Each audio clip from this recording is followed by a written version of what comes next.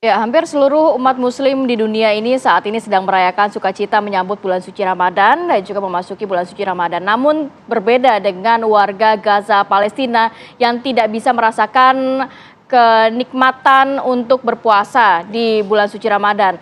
Dengan bentuk kepedulian dari Majelis Ulama Indonesia terhadap warga Palestina, ini juga ada himbauan untuk tidak menggunakan produk-produk Israel maupun produk-produk yang terafiliasi dengan Israel. Bukan karena produknya haram, tapi karena hasil penjualan ini yang digunakan untuk hal-hal seperti genosida yang terjadi di Palestina. Kita lihat dulu informasinya berikut ini.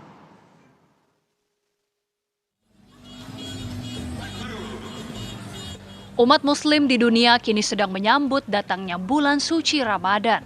Bulan penuh ampunan tersebut disambut dengan penuh sukacita dengan kemeriahan dan kekhusyukan ibadah. Namun sukacita menyambut bulan Ramadan tak bisa dirasakan umat muslim di Palestina. Suasana perang terus menghantui di berbagai wilayah di Gaza, Palestina.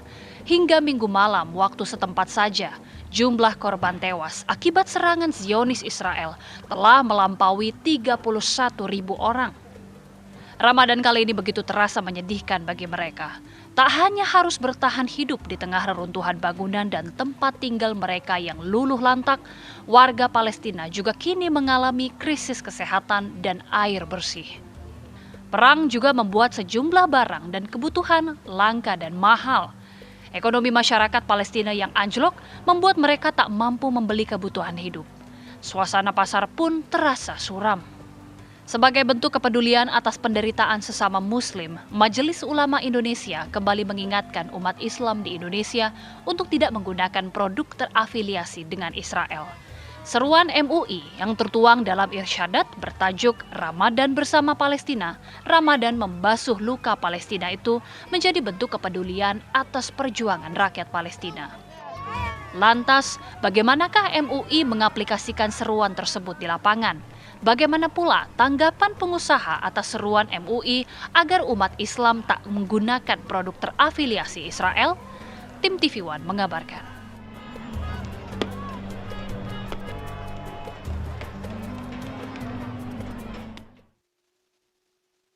Ya, kita akan segera membahas hal ini. Di studio sudah hadir, alhamdulillah. Ini ada dua orang narasumber kita. Pertama ada Pak Muhammad Ziyad.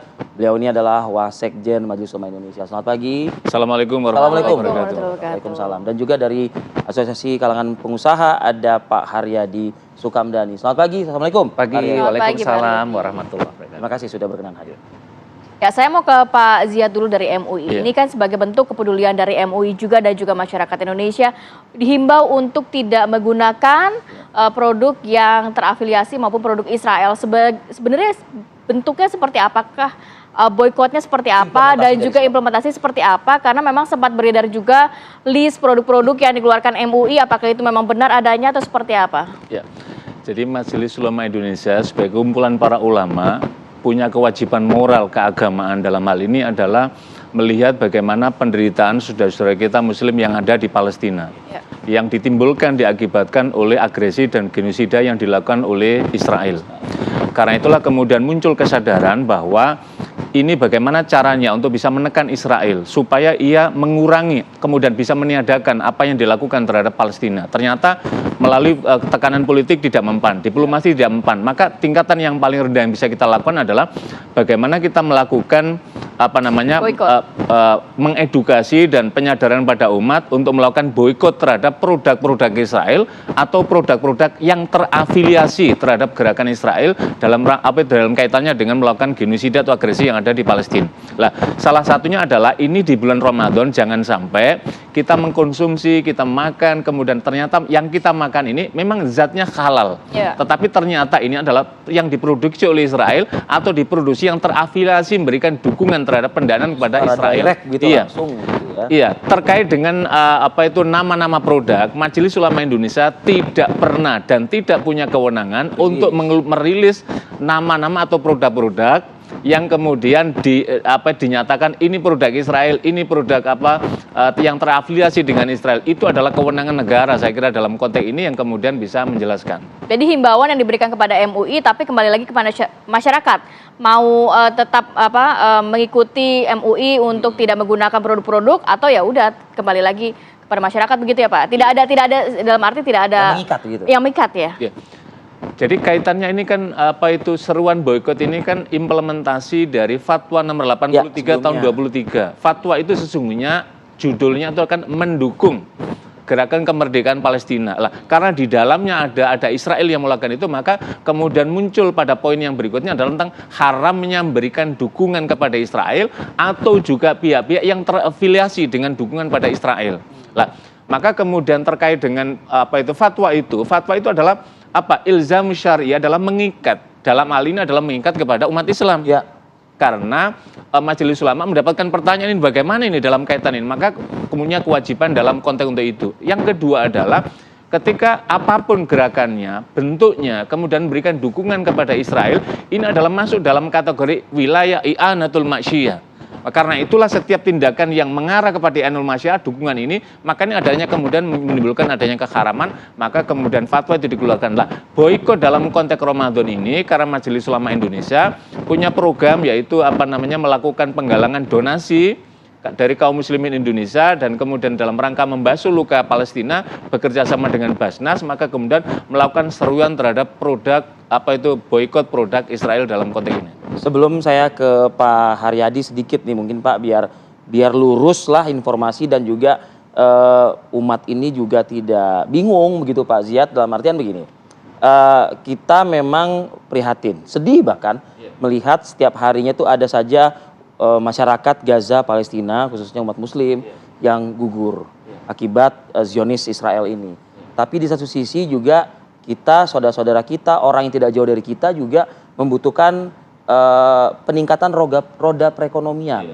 Dalam artian kalau misalnya memang kita mengindahkan atau menjalankan surat fatwa tersebut, tentu kan dampaknya kan bisa kepada, nanti mungkin Pak Haryadi bisa menjelaskan, berkurangnya tenaga kerja kita juga karena memang melemahnya perekonomian dan lain sebagainya. Gimana MUI memposisikan dalam hal ini? Ya, MUI juga membaca tentang kondisi semacam itu, tetapi dalam kaitan ini kan MUI tidak menyebutkan produk. MUI hanya menyatakan produk-produk langsung Israel atau produk-produk yang terafiliasi mendukung terhadap yang dilakukan oleh Israel terhadap serangan pada bangsa Palestina ini. Karena mendukung kemerdekaan Palestina itu adalah kewajiban. Pertama, kewajiban keagamaan, karena itu menyangkut wilayah ketauhidan kita kepada Allah. Yang kedua adalah kewajiban konstitusi. Ini yang saya kira bangsa Indonesia harus memahami bahwa ketika Majelis Ulama Indonesia ini adalah panggilan konstitusi juga gitu loh, untuk menyatakan bahwa segala penjajahan di muka bumi maka harus dihapuskan. Iya, konteks ini adalah dalam kaitan ini. Lah, apa yang dilakukan seruan selama ini, kekuatan politik, kekuatan diplomasi ternyata tidak mampu. Maka kemudian yang dilakukan adalah mengurangi pasokan dana, dalam hal ini adalah produk-produk Israel itu yang dilakukan. Lah, bagaimana cara melihat produk-produk itu? Di seruan itu juga disampaikan bahwa masyarakat punya kesadaran sendiri untuk bisa mencari informasi yang valid terkait dengan mana-mana produk yang jelas-jelas ini adalah produk Israel dan produk-produk yang terafiliasi memberikan dukungan pada Israel. Nah itu dia, sejalan dengan pertanyaan tersebut Pak Haryadi, saya ke Anda Pak dari kalangan pengusaha sendiri. Sebetulnya Pak yang dikatakan terafiliasi dengan Israel, saya yakin Pak Haryadi juga sudah membahas ini ya di teman-teman asosiasi, bahkan juga paham sekali bahwa alur pendapatan mereka itu apakah benar langsung ansih masuk ke atau mendukung Israel gitu loh Pak Haryadi? Ya, pertama mungkin kami ingin menyampaikan bahwa saya rasa semua masyarakat pengusaha kita sama dengan MUI ya, pasti kita juga mengutuk lah namanya kejahatan terhadap kemanusiaan, genosida pasti kita akan mengutuk, dan itu posisi kita sudah jelas. Nah, mengenai keadaan di lapangan tadi Pak Ziyad menyampaikan bahwa sebetulnya MUI nggak juga mengeluarkan listnya kan, diserahkan kepada masing-masing individu masyarakat untuk melihat ya, cross-check. Nah, yang terjadi di lapangan itu memang ada pihak-pihak tertentu yang memanfaatkan situasi ini dengan mengeluarkan suatu list. Nah, pada saat mengeluarkan list inilah kemudian menjadi masalah besar di kalangan Pengusaha retail. pengusaha dan juga tenaga kerjaan juga. tenaga kerja. Nah, ini problem karena menurut apa yang kami pantau ya sejak serangan Israel terhadap Gaza Oktober itu lalu. sudah kalau di consumer good ya FMCG itu turunnya dan juga kosmetik turun antara Pak? 10 sampai 30% turun. Nah, di sektor saya, di sektor hotel dan restoran khususnya restoran itu turunnya antara 25% sampai 70%, tergantung lokasinya.